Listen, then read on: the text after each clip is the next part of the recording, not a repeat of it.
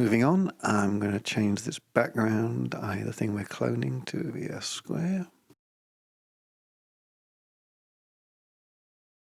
And disable all the other effectors.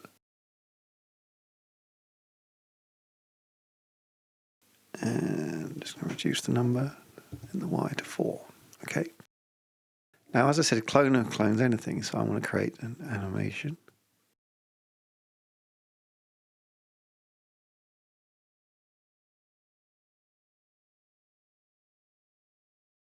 So what we have is a looping animation of a circle. We now move on to the next effector, which is the time effector. And for this, I'm going to demonstrate with our fast noise. But in this case, I'm going to turn the seed rate down, so it's not animated.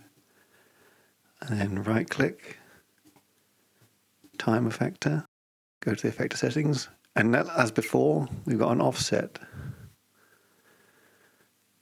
So the time offset is dependent on the value, in this case luminance, of this background. And if I hit play, you see that each of these is animating, but they're offset in time based on the luminance of this background.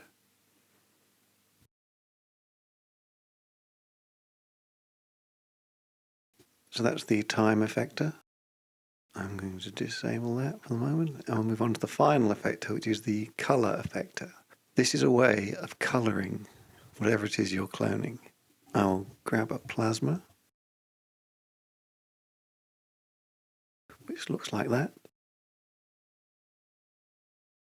Put that in as the color effector. Move to the effector, turn it on. As you see,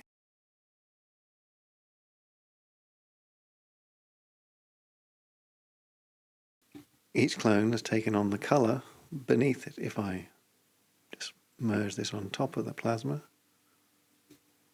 look at that. Bearing in mind that the color is taken from the center, and of course it's still using the animation, is still there. That was that. If I take our sand dune picture, change that, the color effector, it's now taken on the color of this image. In fact, if I make this ellipse solid again, you can see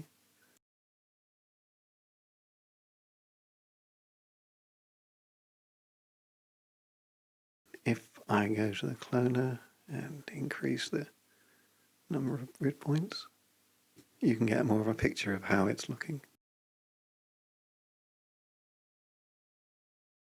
And of course, this could be a video. So again, we've got our street scene.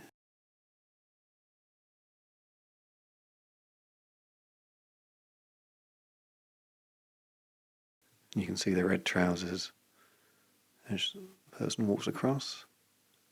Here comes the yellow taxi, which is there. An important thing to understand is the order the effectors work. Although they're in this particular order, they actually go in the opposite direction. So the color effector is the first one. So even though, if we're going to use the position effector, this has moved the clones up. They're taking the color from before they were moved up with the position effector. And in fact, all the operations in the first tab are done first as well. So for example, if I take the offset, you see the colors change because, in fact, if I turn off the position effector, it will be more obvious. In fact, if I stop the animation, you notice that the position here determines the color. It's just something to be aware of, the order of operations. The cloner will also take the alpha of whatever you're using as a color effector. So our background, currently it's black and white. So if we make this the color effector, in fact, let me just disable that, remove that ellipse mask. and reduce the number of clones.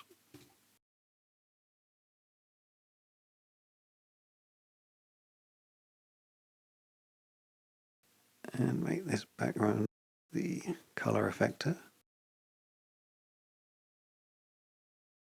You see currently, because this is as a solid alpha, it goes from black and white.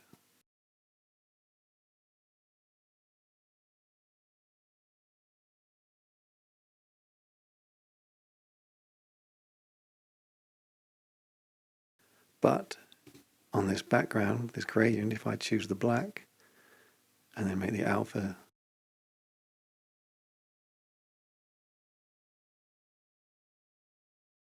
you see they fade out.